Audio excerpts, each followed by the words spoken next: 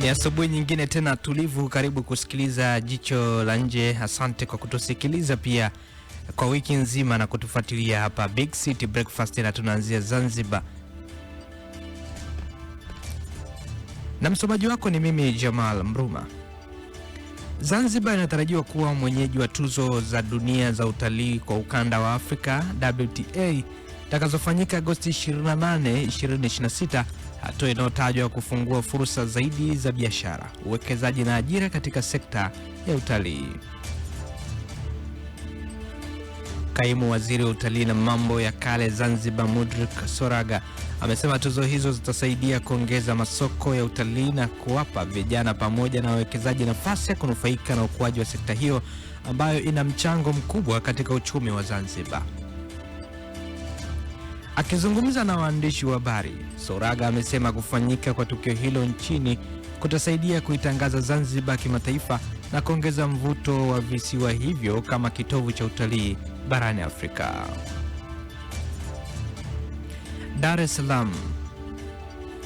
Tume ya TEHAMA Tanzania kwa kushirikiana na serikali ya Urusi kupitia HCE Center for Africa Studies, kituo cha tafiti za Afrika, imeendelea kuimarisha ushirikiano katika maendeleo ya mifumo ya kidijitali, utafiti wa e-governance na kujenga uwezo kwa wataalamu wa TEHAMA nchini. Akizungumza jana Mei 7, 2026 jijini Dar es Salaam, mkurugenzi mkuu wa tume ya TEHAMA Dr. Nkumbe Moses Mwasaga amesema ushirikiano huo utasaidia kampuni changa za Tanzania kujifunza teknolojia mpya kutoka Urusi na kuongeza ujuzi katika sekta ya TEHAMA. Amesema pia ushirikiano huo utafungua fursa kwa vijana kupata masoko ya nje ya nchi, hivyo kuongeza kipato na ajira kupitia teknolojia na ubunifu wa kidijitali. Kwa upande wake, Andrei Maslov ambaye ni mtafiti na mtaalamu wa masuala ya Afrika anayehusika na Haas School of Economics amesema Tanzania inaendelea kupiga hatua katika ukuaji wa kampuni za teknolojia, hatua inayoonyesha mwelekeo chanya kuelekea dira ya maendeleo ya 2050. Dodoma.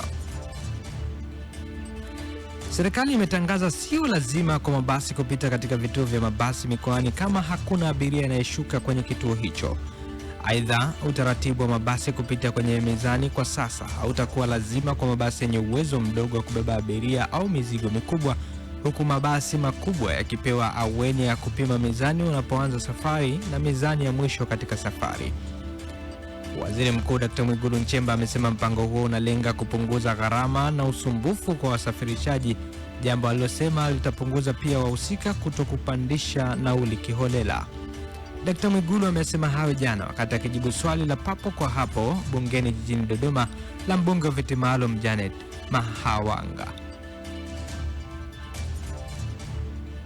Unaendelea kusikiliza Jicho la Nje kutoka hapa Big City Breakfast, na hivi sasa ni habari za kimataifa. Marekani imesema ina uhusiano wake mzuri na Vatican baada ya Rubio kukutana na Papa leo, huku Vatican ikisisitiza jukumu lake la kuhubiri amani na kupinga silaha za nyuklia. Hayo ni mazungumzo yalifanyika kati ya waziri wa mambo ya nje Marco Rubio na Papa leo, wiki chache baada ya Rais Donald Trump kumshambulia Papa hadharani. Wizara ya mambo ya nje ya Marekani imesema mazungumzo hayo yalikuwa ya kirafiki na kujenga. Rubio na Papa leo walijadili vita ya Mashariki ya Kati na masuala ya Amerika ya Kusini, huku Marekani ikisema mvutano huo umeonyesha dhamira pamoja ya kuendeleza amani na thamani ya binadamu. Mazungumzo hayo pia yaligusia jukumu la Kanisa Katoliki nchini Cuba.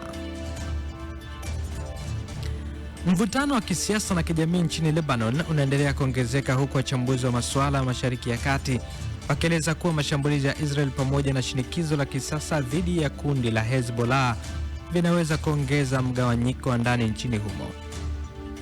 Kwa mujibu wa taarifa iliyochapishwa na Al Jazeera, baadhi ya wachambuzi wanaeleza kuwa hatua ya kuishinikiza serikali ya Lebanon kuidhibiti kundi la Hezbollah kwa nguvu inaweza kuongeza tofauti za kisiasa na kijamii kati ya makundi mbalimbali ya wananchi.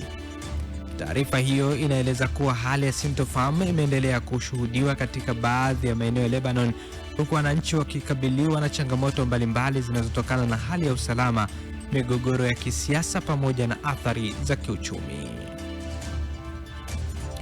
Na Rais wa Jamhuri ya Kidemokrasia ya Kongo Felix Tshisekedi amesema anaweza kuwania muhula wa 3 wa urais baada ya muda wake wa sasa kumalizika mwaka 2028 ikiwa wananchi wataridhia kupiga kura ya maoni. Katiba nchi hiyo kwa sasa inaruhusu mihula miwili pekee ya urais.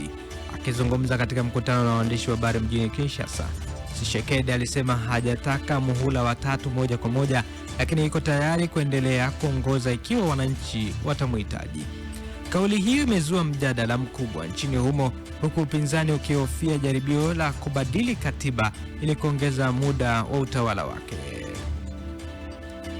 Na huo ndo mwisho wa jicho la nje kutoka hapa Big City Breakfast, na hivi punde tu ni Sports Countdown.